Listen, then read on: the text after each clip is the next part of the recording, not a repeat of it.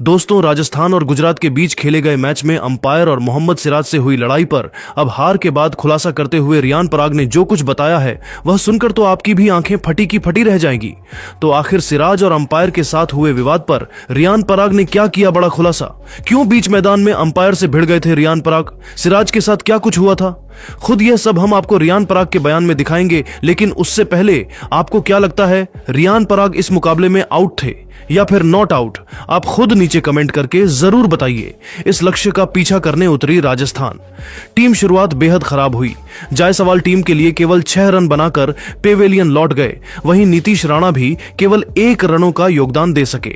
यहां तक कि रियान पराग और संजू सैमसन मिलकर टीम के स्कोर को आगे बढ़ाने की कोशिश कर रहे थे, लेकिन रियान पराग भी 26 रनों का योगदान देकर पवेलियन की शोभा बढ़ाने चले गए। वहीं ध्रुव जुरेल भी केवल 5 रन बना सके, लेकिन संजू सैमसन और सिमरन हेटमायर ने मिलकर मैच को पलटने की पूरी कोशिश की। ये दोनों बल्लेबाज टीम के लिए तेजी से रन बटोर रहे थे, लेकिन ये दोनों बल्लेबाज पेवेलियन लौट गए और फिर 156 रन पर ही राजस्थान ने 9 बल्लेबाज खो दिए और देखते देखते गुजरात ने इस मैच को अपने घर में जीत लिया। लेकिन दोस्तों, भले ही यह मुकाबला गुजरात में जीता हो, लेकिन रियान पराग के साथ अंपायर और सिराज के बीच हुए विवाद की चर्चा जमकर हो रही है। आपको बता दें कि रियान पराग अपना विकेट गंवाने के बाद बेहद निराश हो गए, क्योंकि अंपायर ने उन्हें आउट दिया था। लेकिन रियान पराग ने रिव्यू लिया, उसके बाद भी बड़े स्क्रीन पर देखा गया तो वह आउट थे, लेकिन वह इस डिसीजन से बेहद निराश थे। उनका कहना था कि गेंद बैट पर बिल्कुल भी नहीं लगी है, लेकिन अंपायर के डिसीजन से उन्हें पवेलियन जाना पड़ा।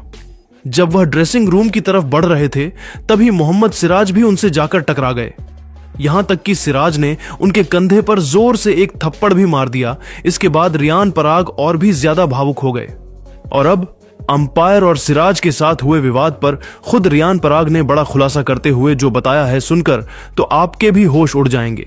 तो चलिए अब हम आपको ध्यान पर आपके बयान को दिखाते हैं। क्या कुछ उन्होंने कहा है। रियान पराग ने हार के बाद इस विवाद पर खुलासा करते हुए बताया कि गुजरात की टीम ने इस मुकाबले में बेईमानी करके मैच को जीता है। मैं साफ तौर पर नॉट आउट था, लेकिन अंपायर नाम खिलाड़ियों के साथ मिलकर मुझे आउट दिया। अगर मैं मैदान पर होता तो अपनी टीम को यह मुकाबला जीत दिला कर रहा था। जबकि हमने रिव्यू भी लिया था, उसमें साफ तौर पर दिख रहा था कि बैट जमीन पर लगा है, लेकिन उसके बावजूद अंपायर ने मुझे आउट दिया। मैं अंपायर से बात करने की कोशिश कर रहा था, लेकिन वह मेरी बात को बिल्कुल भी नहीं सुन रहे थे। वह सिर्फ अपनी मनमानी कर रहे थे और बार बार मुझे पवेलियन के बाहर जाने के लिए कह रहे थे। इतना ही नहीं, जब मैं ड्रेसिंग रूम की तरफ बढ़ रहा था, उसे दरमियान सिराज भाई ने भी मेरे साथ गलत किया। उन्होंने मुझे एक थप्पड़ खींच कर मारा। इसके बाद मैं और भी ज्यादा बेहद भावुक हो गया।